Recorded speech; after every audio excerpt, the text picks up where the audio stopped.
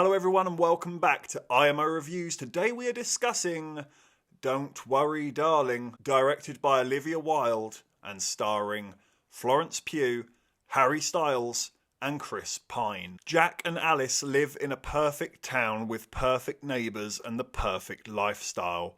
The only problem is the husband's work is completely top secret and Alice starts to question what her husband is getting up to. But before we go any further, could you please be a dear? Hit that like button and hit the subscribe button if you haven't already. It really does make all the difference to this channel and we thank you if you do. And you'll have to forgive me for the lighting on this video. I've tried the best with what I've got, but sadly it's just winter now and it's dark pretty early. Hopefully it doesn't affect the video too much. So let's get into what I liked about Don't Worry Darling. The obvious compliment to this movie has to go to Florence Pugh. She is acting her arse off in this movie. It is a little bit expected from her at this point. She really is a powerhouse actress that we all know can deliver the goods. But nonetheless, I was still hugely impressed by what she offered to this movie. She's really trying to make something of this. I also thoroughly enjoyed the set design and the soundtrack. It really does feel quite authentic of the 1950s, and it feels like they've really studied that time period and brought it to life here. You know those nuclear bomb fake towns that you see? Indiana Jones 4 comes to mind. But yeah, it kind of feels like that, and I've always enjoyed that style and setting. There is something very interesting going on there. And as I briefly touched upon, I really did like the soundtrack here. Personally, I am a sucker for 1950s music. I do enjoy people like Buddy Holly, Jackie Wilson, Thurston Harris, Bobby Darin as well, just to chuck him in too. So as you can imagine, I was really clicking with this soundtrack. But sadly, that really is where my positives for this movie come to a crushing halt. And a big old list of cons begins. The biggest con for me is that this film is just boring. It's really boring. I don't particularly care about the story or the characters. The film seems to think it's a lot smarter and a lot bigger than it actually is. This movie on many an occasion feels like scenes are missing, and the scenes that are missing are the ones with the actual meat and gravy that would make this interesting. There is no character building. There just isn't. For all of Florence Pugh's hard work with her performance here, which really was outstanding, she is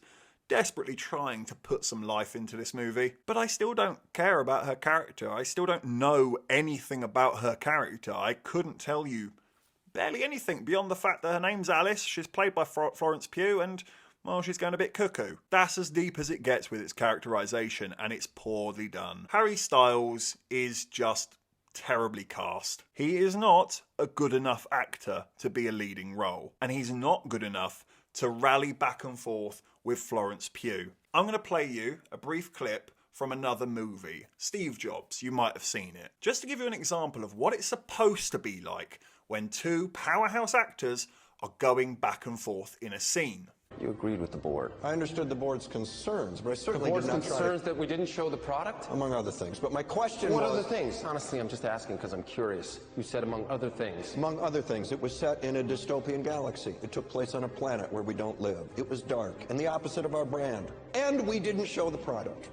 People talked about the ad, but most of them didn't know what we were selling. Now that was pretty good from Jeff Daniels and Michael Fassbender. Sadly, the problem with Don't Worry Darling is for all of those back and forths that this movie tries to have, Harry Styles is just physically incapable of keeping up with Florence Pugh. It's just Florence Pugh hitting a sweet ace and it just bounces off a brick wall. So she tries again, serve, whip, beautifully done, and Harry Styles again is really monotone. And is he English? Is he American? Don't know. He mostly sounded like he came from Bolton, to be honest, in this movie, and I don't really know why. And speaking on that character development, they just don't have interesting conversations, past, future, dreams, plans, aspirations. They just don't have any. Olivia Wilde's understanding of how to build character is to just constantly have sex, apparently. Personally, I don't know why we had a whole minute and a half of Harry Styles eating Florence Pugh. Why? What did that offer? It didn't build character, it didn't deepen the story, it had nothing to do with the plot. Honestly, when you look at all of this drama off camera, I honestly think Olivia Wilde kept that in there because, well, she got her rocks off to it. Kitty, don't bite. Not now she's been fed. Because it honestly serves no purpose to the film or story whatsoever. Why can't you just imply that and then cut and then actually spend your time wisely and make me care about this film? Like, honestly, like 1/3 of this is just foreplay. The mystery really isn't that compelling at all. Not only did I find myself not really caring what it was because it just wasn't intriguing, but then it also chooses the blandest of revelations. Seriously, when it revealed itself, I just sort of went, is that it? It does almost nothing to build that mystery either. Instead of actually putting clues out there that you can genuinely latch onto, decipher, and try and get something out of, you just get repeated imagery. It's just the same thing constantly repeated. We must have cut to black and white ballet dancers about 5 times in this movie. So how am I supposed to care? How am I supposed to latch onto this? How am I supposed to play along if you're not giving me anything? You just sort of have to sit there and wait for it to reveal itself, basically, and by the time it does reveal itself, you don't care and you're disappointed that you stayed for the revelation because it's not a good revelation. I might have to do a spoiler section on this after I give the score because I have so much I need to say about this, and if I don't know how I say it without getting into it. But what I will say is that the more you think about that revelation, the less sense it makes. I'm going to give Don't Worry Darling a 3 out of 10. This is boring. This is really boring. The characters aren't interesting. Nothing feels fleshed out. Everything feels so shallow and half-baked in thought. It's nowhere near as clever as it thinks it is. It's very poorly written. Pacing is atrocious. It spends like an hour and a half being mysterious and not letting its audience in, and then Act 2 and Act 3 are just rushed the fuck through in the last 20 minutes, and you're left with so many questions. If I was giving hyperbole to be put on the DVD and Blu-ray cover, these are the 2 words I would put on it. Phenomenally uneventful. Yeah, what a load of fuss for a load of fuck all. And I've learnt this now. The next film that has a controversy, I will find other ways to watch it. I will sail the 7 seas, if you know what I mean. I'm tired of being sold a movie on its real-life drama rather than the merit of the movie. And now to get into the spoilers. I am going to keep this brief, but I just need to talk about how this makes no fucking sense. That's not how it works. That's not how any of this works. So the whole thing is in fact a simulation. It's a virtual reality where Florence Pugh in reality is actually quite successful and Harry Styles not so much. He's a bit of an incel, frankly. So he decides to willingly give his wife away to be kidnapped and sign away all of his life assets so that they can go live in this fake world. But in reality, they're actually just laying on a bed together.